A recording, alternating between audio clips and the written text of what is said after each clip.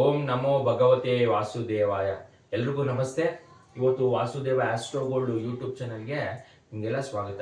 ಇವತ್ತಿನ ವಿಚಾರ ಏನಪ್ಪ ಅಂದರೆ ಶನಿ ಗ್ರಹ, ಶನಿ ಪ್ಲಾನೆಟ್ ಬಗ್ಗೆ ನಾನು ಕಳೆದ ಸಂಚಿಕೆಯಲ್ಲಿ ಕೆಲವೊಂದು ಇಂಪಾರ್ಟೆಂಟ್ ಇನ್ಫಾರ್ಮೇಷನ್ ತಿಳಿಸ್ಕೊಟ್ಟಿದ್ದೀನಿ. ಬಟ್ ಇವತ್ತಿನ ವಿಚಾರ ಏನಪ್ಪ ಅಂದರೆ, ಎಷ್ಟೊಂದು ಜನ ಫೋನ್ ಮಾಡಿ, ಸರ್ ನನಗೆ ಸಾಡೆ ಸಾತಿ ನಡೀತಾ ಇದೆ, ಶನಿ ಗ್ರಹ ನನ್ನ ಜಾತಕದಲ್ಲಿದ್ದರೆ ಎಲ್ಲಿ ನನಗೆ ಲಾಭವಾಗಿರುತ್ತೆ, ಮತ್ತು ನಾನು ಏನು ಪರಿಹಾರ ಮಾಡ್ಕೊಳ್ಬೇಕು, ಮತ್ತು ನನಗೆ ಮದುವೆ ಕೂಡ ಆಗ್ತಾ ಇಲ್ಲ, ಶನಿ ದಶೆ ಕೂಡ ನಡೀತಾ ಇದೆ, ಏನು ಮಾಡಬೇಕು ಅನ್ನೋದು ಎಷ್ಟೊಂದಕ್ಕೆ ಒಂದು ದೊಡ್ಡ ಗೊಂದಲ ಆಗಿರುತ್ತೆ. ಇಲ್ಲಿ 4 ಗ್ರಹಗಳ ಬಗ್ಗೆ ತುಂಬ ಜನ ಎದುರುಕೊಂಡಿದ್ದಾರೆ. ಒಂದು ಶನಿ ಗ್ರಹ, ರಾಹು ಕೇತು ಮತ್ತು ಕುಜ ಗ್ರಹದ ಬಗ್ಗೆ ಕೂಡ ಸುಮಾರು ಜನ ಎದುರುಕೊಳ್ಳುವಂಥದ್ದು. ಯಾಕಂದರೆ ನಮ್ಗೆ ಏನೇ ಒಂದು ದೋಷಗಳು ಈ 4 ಗ್ರಹಗಳ ಮೇಲೆ ಬಂದಿದೆ.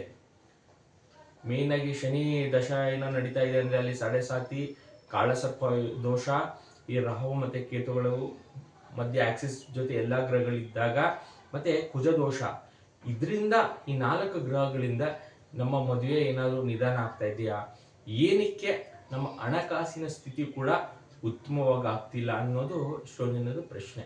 ಇವತ್ತು ನಾನು ನಿಮಗೆ ತಿಳಿಸ್ಕೊಡ್ತೀನಿ, ಲಗ್ನದಿಂದ ಶನಿ ಗ್ರಹ ಎಲ್ಲಿದ್ದರೆ ನೀವು ಏನು ಪರಿಹಾರ ಮಾಡ್ಕೊಳ್ಬೇಕು ಅನ್ನೋದು ಕೂಡ ಇವತ್ತು ತಿಳಿಸ್ತಾ ಹೋಗ್ತೀನಿ. ನೋಡಿ, ಮೊದಲಿಂದಾಗಿ ಲಗ್ನದಿಂದ, ಯಾವುದೇ ಲಗ್ನ ಆಗಿರ್ಬೋದು ನಿಮ್ಮದು, ನೋಡಿ ಲಗ್ನದಿಂದ ಇಲ್ಲಿ ಗುಡ್ ಹೌಸ್ ಅಂತ ಬರಿತೀನಿ, ಇದು ಬ್ಯಾಡ್ ಮನೆ.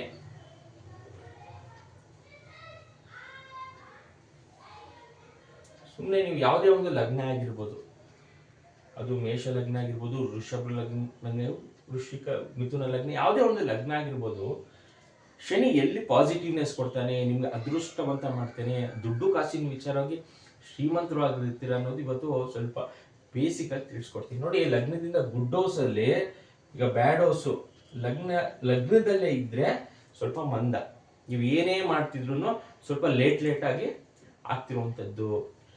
ಅದೇ ಎರಡನೇ ಮನೆಗೆ ಬಂದಾಗ ವಿಪರೀತ ದುಡ್ಡು ಶನಿ ಪ್ಲಾನೆಟು ಎರಡನೇ ಮನೆ ಕೊಡುವಂಥದ್ದು. ಮತ್ತೆ ಬ್ಯಾಡ್ ಹೌಸಸ್ಗೆ 3, ಗುಡ್ ಹೌಸ್ಗೆ 4ನೇ ಮನೆ ಬರುತ್ತೆ, ಮತ್ತೆ ಬ್ಯಾಡ್ ಹೌಸ್ಗೆ 5ನೇ ಮನೆ ಹೋಗುತ್ತೆ, ಪಂಚಮ ಶನಿ ಅಂತ ಎದುರಿಸ್ತಾರೆ. 6ನೇ ಮನೆ, 7, 8, 9.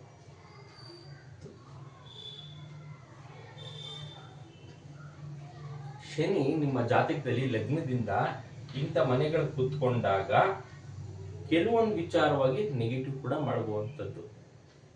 100% ನಮಗೆ ಜೀವನದಲ್ಲಿ ದುಡ್ಡೇ ಬರಲ್ವಾ ಅನ್ನೋದು ಎಷ್ಟೊಂದು ಜನ ಯೋಚನೆ ಆಗಿರುತ್ತೆ. ಏನು ಮಾಡಬೇಕು ಅನ್ನೋದು ಕೂಡ ಗೊಂದಲ ಆಗಿರುತ್ತೆ. ನೋಡಿ, 1ನೇ ಮನೆ, 3ನೇ ಮನೆ, 4, 5, 6, 8 ಮತ್ತು 12, ಈ ಮೇನ್ ಆಗಿ ಈ 3 ಮನೆಗಳನ್ನ ನಾವು ದುಸ್ಥಾನ ಮನೆ ಅಂತ ಕರಿತೀವಿ. 6ನೇ ಮನೆ, 8ನೇ ಮನೆ ಮತ್ತು 12ನೇ ಮನೆ. 1ನೇ ಮನೆ, 3ನೇ ಮನೆ, 5ನೇ ಮನೆ ನ್ಯೂಟ್ರಲ್ ಆಗಿರುತ್ತೆ. ಏನಕ್ಕೆ ಅಂದರೆ, ಇದು ಸ್ವಲ್ಪ 1ನೇ ಮನೆ ಕೂತ್ಕೊಂಡ್ರೆ ನೀವು ಏನೇ ಕೆಲಸ ಮಾಡ್ತಿದ್ರು ಅಂತದ್ದು ನಿಧಾನ ಆಗ್ತಾ ಇರುತ್ತೆ.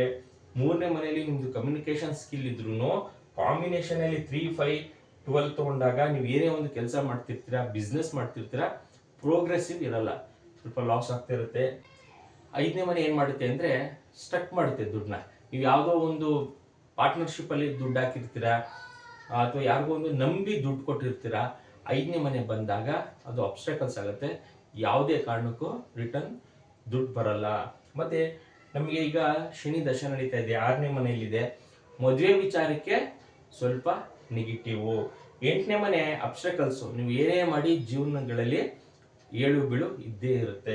ಮತ್ತು 12ನೇ ಮನೆಯಲ್ಲಿ ಹಾಸ್ಪಿಟಲೈಸೇಷನ್ನು ಎಲ್ಲ ಕೂಡ ಆಗ್ತಾ ಇರುತ್ತೆ.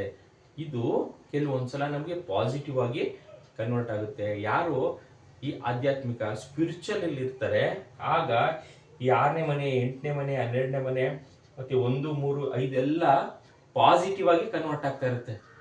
Simple remedy. ಯಾರು ಆಧ್ಯಾತ್ಮಿಕ ಕಡೆ ಇರ್ತಾರೆ, ಯಾರು ಸ್ವಲ್ಪ ಜ್ಯೋತಿಷ ಶಾಸ್ತ್ರ ಕಲಿತಾರೆ, ಯಾರು ವಾಸ್ತು ಕಲಿತಾರೆ, ಯಾರು ದಿನನಿತ್ಯ ಭಗವಂತನ ನಾಮಸ್ಮರಣೆ ಮಾಡ್ತಾರೆ, ಪ್ರತಿಯೊಬ್ಬರಿಗೂ ಈ ಕಾಂಬಿನೇಷನ್ಸ್ ಅಲ್ಲಿ ಇದ್ದಾಗ ಅವರು ಅದರಿಂದ ಈಚೆ ಬರ್ತಾರೆ. ಯಾಕಂದ್ರೆ 12 ಮನೆಗಳಲ್ಲಿ ನಾನು 6 ಮನೆ ಇಲ್ಲೇ ಬರೆದ್ಬಿಟ್ಟಿದ್ದೀನಿ ನೆಗೆಟಿವ್, ಉದಾಹರಣೆಗೆ 100 ಕೋಟಿ ಜನ ಇದ್ದಾರೆ ಅಂದ್ರೆ 50 ಕೋಟಿ ಜನ ಇಲ್ಲೇ ಬಂದ್ಬಿಡ್ತಾರೆ ಈ ಕಾಂಬಿನೇಷನ್ಸ್ ಅಲ್ಲಿ. ಎಲ್ರಿಗೂ ನೆಗೆಟಿವ್ ಆಗುತ್ತಾ? ಖಂಡಿತ ಇಲ್ಲ. ಸ್ವಲ್ಪ ಏನಾಗುತ್ತೆ ಅಂದ್ರೆ ಎದುರ್ಕೊಳ್ಳೋ ಜಾಸ್ತಿ ನಮ್ಮ ಜನ. ಪಂಚಮದಲ್ಲಿ ಶನಿ ಇದೆ, ಅಷ್ಟಮ ಶನಿ ಇದೆ ಅಂತ ಎದುರಿಸೋರೇ ಜಾಸ್ತಿ ಇದ್ದಾರೆ. ಎದುರಿಸೋರು ಜಾಸ್ತಿ, ಎದುರ್ಕೊಳ್ಳೋರು ಜಾಸ್ತಿ. ಸೊ ನಮ್ಮ ಜಾತಕದಲ್ಲಿ ಶನಿ ಗ್ರಹ ಬಂದಾಗ, ದಶ ನಡೆದಾಗ ಸಮಸ್ಯೆ ಆಗಲ್ಲ. ಯಾಕೆ ಅಂದ್ರೆ ಇದರಲ್ಲಿ ಇನ್ನ ಸ್ಟೆಪ್ ಬೈ ಸ್ಟೆಪ್ ಕೆಲವೊಂದು ವಿಚಾರ ಇರುತ್ತೆ. ನಿಮ್ದು ಯಾವುದೇ ಒಂದು ಶನಿ ದಶ ನಡೀಲಿ, ಶನಿ ದಶ ನಡೆದ್ರು ಯಾವ ನಕ್ಷತ್ರದಲ್ಲಿದೆ, ಇದು ತುಂಬಾನೇ ಇಂಪಾರ್ಟೆಂಟ್. ಯಾರು ಹೇಳಾರ ಯಾವ ನಕ್ಷತ್ರದಲ್ಲಿದೆ ಮತ್ತೆ ಸಬ್ಲಾರ್ಡ್ ಅಂತ ನೋಡ್ತೀವಿ.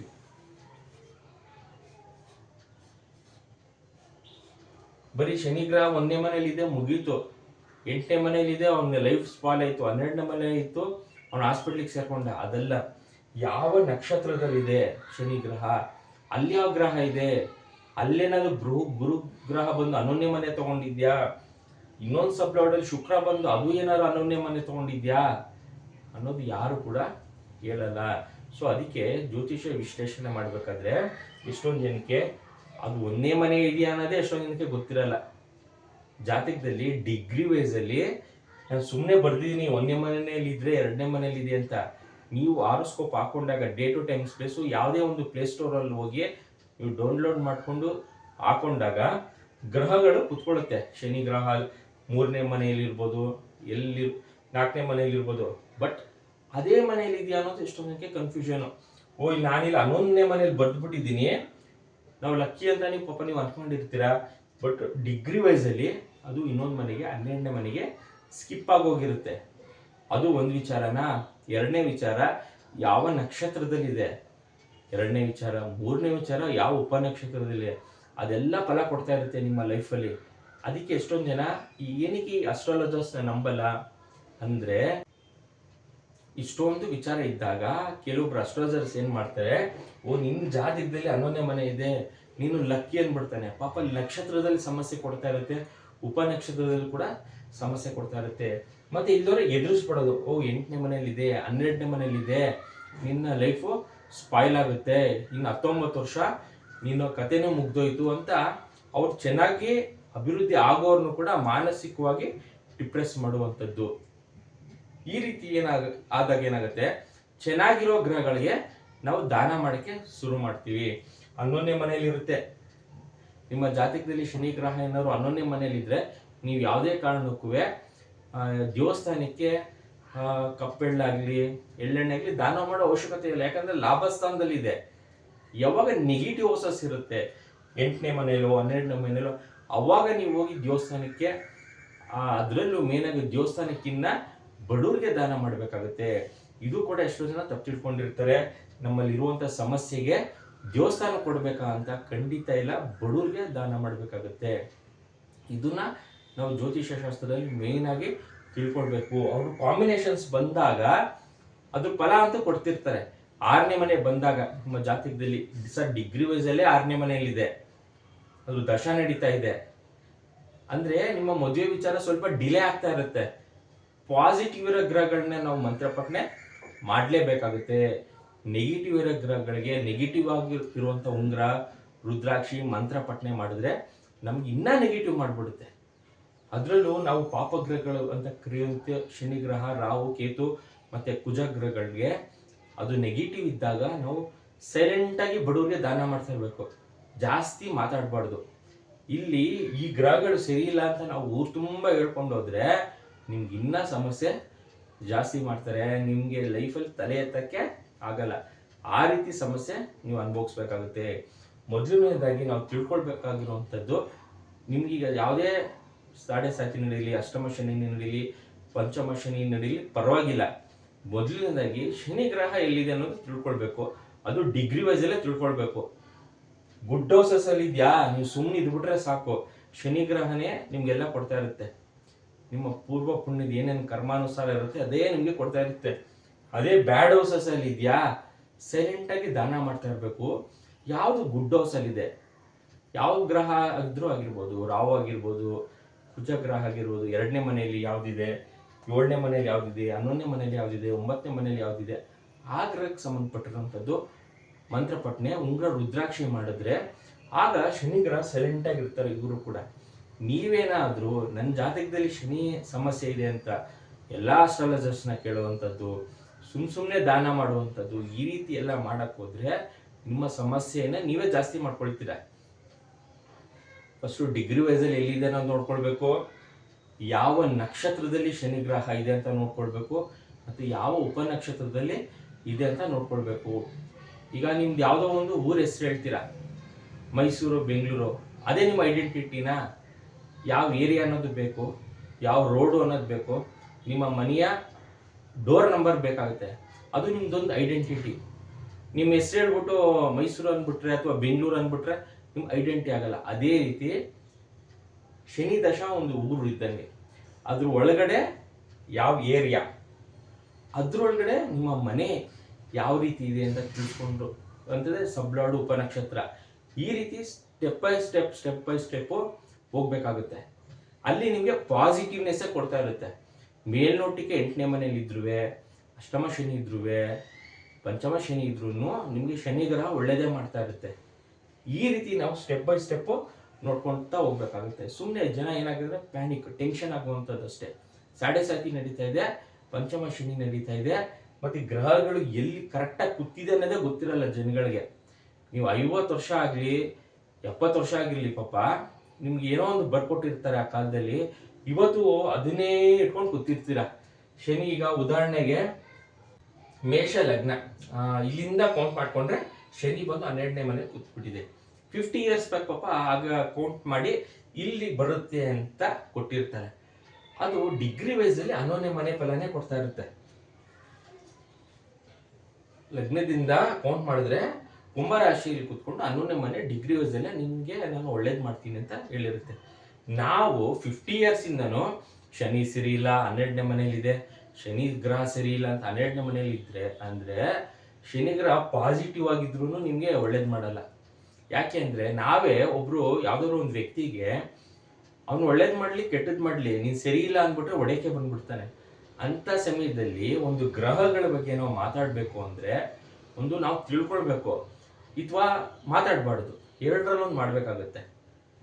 ಎಲ್ಲೆಲ್ಲಿ ಗ್ರಹಗಳು ಸ್ಥಿತವಾಗಿದೆ ಅಂತ ನಮ್ಗೆ ತಿಳ್ಕೊಳ್ದೇನೆ ನನ್ ಕುಜ ದೋಷ ಇದೆ, ಕುಜ ದೋಷ ಇದ್ರೆ ಪವರ್ಫುಲ್ ಆಗಿರ್ತಾರೆ. ಯಾರು ಕುಜ ದೋಷ ಇರುತ್ತೆ 1ನೇ ಮನೆ 2, 4, 7, 8ರಲ್ಲಿ ಸ್ಟ್ರಾಂಗ್ನೆಸ್, ಬಿಹೇವ್ನೆಸ್, ಬೋಲ್ಡ್ನೆಸ್, ಅವ್ನು ಯಾರೇ ಬಂದನು ಹೊಡೆದಾಕ್ತೀನಿ ಅನ್ನೋ ಸ್ಟ್ರಾಂಗ್ನೆಸ್ ಇರುತ್ತೆ.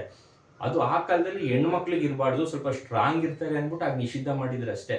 ಕುಜ ದೋಷ ಇರೋರಿಗೆ ಬೇಡ ಹೆಣ್ಮಕ್ಳು ಅಂತ, ಏನಕ್ಕೆ ಅಂದ್ರೆ ಪವರ್ಫುಲ್ ಇರ್ತಾರೆ ಅಂತ ಆ ಕಾಲದಲ್ಲಿ ಗೊತ್ತಿತ್ತು, ಅದಕ್ಕೆ ನಿಷಿದ್ಧ ಮಾಡಿದ್ದಾರೆ. ಈ ಕಾಲದಲ್ಲಿ ಎಲ್ರಿಗೂ ಕುಜದೋಷ ಇರಬೇಕು, ಆಗ್ಲೇನೆ ಇವತ್ತಿನ ಸೊಸೈಟಿಲಿ ಬದುಕಕ್ಕೆ ಸಾಧ್ಯ ಆಗುವಂಥದ್ದು. ಈ ರೀತಿ ಪ್ರತಿಯೊಂದರಲ್ಲೂ ಒಂದೊಂದು ವಿಚಾರ ಇರುತ್ತೆ ಜ್ಯೋತಿಷಾಸ್ತ್ರ ತಿಳ್ಕೊಳ್ಳುವಂಥದ್ದು. ನಾವು ಏನೂ ತಿಳ್ಕೊಳ್ಳದೆ ಬರೀ ಬ್ಲೈಂಡ್ ಆಗಿ ಮಾತಾಡ್ತೀವಿ. ಯಾವುದೇ ವಿಚಾರ ಆಗಿರ್ಬೋದು, ಎಲ್ಲ ರಾಹು ಕೇತುಗಳ ಮಧ್ಯೆ ಸೇರ್ಕೊಂಡ್ರೆ ಯೋಗ 80% ಜನಕ್ಕೆ ಯೋಗ ಇರುತ್ತೆ. ರಾಹು ಕೇತುಗಳ ಮಧ್ಯೆ ಅವ್ರಿಗೇನಾದ್ರು ಕಾಳ ಸರ್ಪ ಯೋಗ ಅನ್ನೋದು 80% ಜನಕ್ಕೆ ಇರುತ್ತೆ. ಬರೀ ಒಂದು 20% ಅಷ್ಟೇ ಜನಕ್ಕೆ ಅದು ಕಾಳ ಸರ್ಪ ದೋಷ ಆಗಿ ಕನ್ವರ್ಟ್ ಆಗಿರುತ್ತೆ. ಅದ್ರ ಬಗ್ಗೆ ಯಾರು ಮಾತಾಡಲ್ಲ. ಏನಕ್ಕೆ ಅಂದ್ರೆ ನಾವು ಏನೇ ಮಾತಾಡಿದ್ರು ಇಲ್ಲಿ ಮೇನ್ ಆಗಿ ನಾವು ಪೂಜೆ ಮಾಡಿಸ್ಬೇಕು. ಪೂಜೆ ಮಾಡಿ ಒಂದು 20,000ನೋ 30,000ನೋ ಖರ್ಚು ಮಾಡಿಸ್ಬೇಕು, ಅದು ಕಾನ್ಸೆಪ್ಟ್.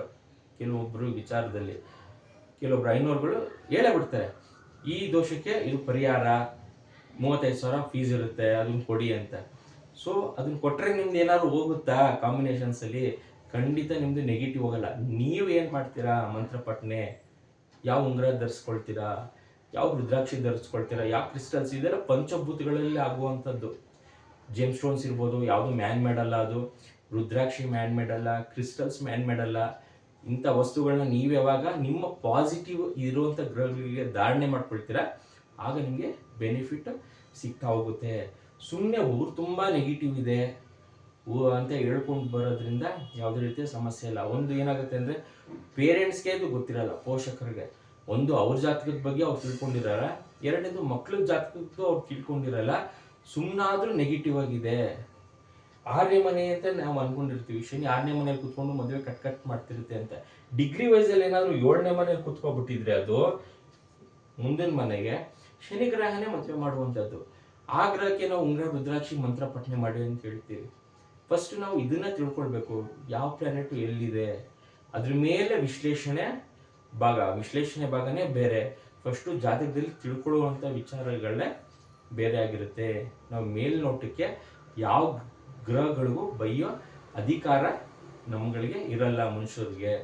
ಫಸ್ಟ್ ಯಾಕೆ ಹೇಳಿ, ಫಸ್ಟ್ ನಾವು ಕರೆಕ್ಟಾಗಿ ತಿಳ್ಕೊಂಡಿರಲ್ಲ, ಅದಕ್ಕೋಸ್ಕರ ನಮಗೆ ಅಧಿಕಾರ ಇರಲ್ಲ. ಇನ್ ಕೇಸ್ ಸಮಸ್ಯೆ ಇದ್ರೂ ಕೂಡ ನಮ್ಮ ಪೂರ್ವ ಪುಣ್ಯ ಕರ್ಮದಿಂದ ಅದು ಬಂದಿರುತ್ತೆ. 8ನೇ ಮನೆಯಲ್ಲೋ 12ನೇ ಮನೆಯಲ್ಲೋ ಗ್ರಹ ಬಂದು ಕೂತಾಗ ನಿನ್ನ ಕರ್ಮ ಈ ರೀತಿ ಇದ್ದಾಗ ನಿಮಗೆ ಅದು ಅನುಭವಿಸ್ತಿರ್ತೀರ. ಸೊ ಅದನ್ನ ಅಲ್ಲಿಂದ ಸಮಸ್ಯೆಯಿಂದ ಈಚೆ ಬರೋಕ್ಕೆ, ಅಲ್ಲಿಂದ ನಮ್ಮ ಸಮಸ್ಯೆಯಿಂದ ಬಿಡಿಸ್ಕೊಳ್ಳೋಕ್ಕೆ ನಾವು ಕೆಲವೊಂದು ದಾನಗಳು ಆ ಗ್ರಹಕ್ಕೆ ಸಂಬಂಧಪಟ್ಟಿರುವಂಥದ್ದು ದಾನ ಮಾಡ್ಬೇಕಷ್ಟೇ. ನೀವು ಏನೇ ಹೋಮ ಮಾಡಿಸಿದ್ರು ಯಾವುದೇ ರೀತಿಯ ವರ್ಕ್ ಆಗಲ್ಲ. ನೀವೇನು ದಾನ ಮಾಡ್ತೀರಾ, ನೀವೇನು ಮಂತ್ರ ಪಠನೆ ಮಾಡ್ತೀರಾ, ಅದು ಫೈನಲ್ ಆಗಿರುತ್ತೆ. ಇದಿಷ್ಟು ವಿಚಾರ ಶನಿ ಗ್ರಹದ ಬಗ್ಗೆ. ಗ್ರಹಗಳು ಎಲ್ಲಿದೆ ಸ್ಥಿತವಾಗಿದೆ ಅಂತ ಫಸ್ಟ್ ತಿಳ್ಕೊಳ್ಳಿ. ಆಮೇಲೆ ನಿಮ್ಮ ಜಾತಕ ವಿಶ್ಲೇಷಣೆ ಕರೆಕ್ಟಾಗಿ ಮಾಡಿಕೊಂಡು ನೆಕ್ಸ್ಟ್ ಅದಕ್ಕೆ ಸಂಬಂಧಪಟ್ಟಿದ್ದು ಉಂಗುರ ರುದ್ರಾಕ್ಷಿ ಮಂತ್ರ ಪಠನೆ ಮಾಡಿಕೊಂಡ್ರೆ ಸಾಕು. ಯಾರು ವಾಸುದೇವ ಆಸ್ಟ್ರೋಗೋಲ್ಡ್ ಯೂಟ್ಯೂಬ್ ಚಾನಲ್ ಸಬ್ಸ್ಕ್ರೈಬ್ ಮಾಡ್ಕೊಂಡಿಲ್ಲ, ಮಾಡ್ಕೊಳ್ಳಿ. ನನ್ನ ವೀಡಿಯೋಸು ಕಂಟಿನ್ಯೂಸ್ ವೀಡಿಯೋಸು ಈ ಚಾನಲಲ್ಲಿ ಹಾಕ್ತಾ ಇರ್ತೀನಿ. ಕಳೆದ ಸಂಚಿಕೆಯಲ್ಲೂ ಶನಿ ಗ್ರಹದ ಬಗ್ಗೆ ತಿಳಿಸ್ಕೊಟ್ಟಿದ್ದೀನಿ. ಇದೇ ರೀತಿ ಒಳ್ಳೆ ಇನ್ಫಾರ್ಮೇಷನ್ಸ್ ಅಪ್ಲೋಡ್ ಮಾಡ್ತಿರ್ತೀನಿ ನನ್ನ ಈ ಚಾನಲಲ್ಲಿ. ಈ ದೋಷ ಕಾಟ ಎದುರಿಸೋದೆಲ್ಲ ಹಾಕಲ್ಲ. 3 ರಾಶಿಗೆ ಕೋಟ್ಯಾಧಿಪತಿ ಆಗ್ತಾರೆ ಅವೆಲ್ಲ ಇರಲ್ಲ. ಜ್ಯೋತಿಷ್ಯ ಶಾಸ್ತ್ರಕ್ಕೆ ಏನು ಬೇಕು ಅಷ್ಟು ಮಾತ್ರ ಅಪ್ಲೋಡ್ ಮಾಡ್ತಾ ಇರ್ತೀನಿ. ಯಾರು ಇಂಟ್ರೆಸ್ಟ್ ಇದೆ, ಯಾರು ಜ್ಯೋತಿಷ್ಯ ಶಾಸ್ತ್ರದ ಬಗ್ಗೆ ತಿಳ್ಕೊಳ್ಬೇಕು ಅನ್ನೋದು ಸಬ್ಸ್ಕ್ರೈಬ್ ಮಾಡ್ತೀನಿ. Thank you.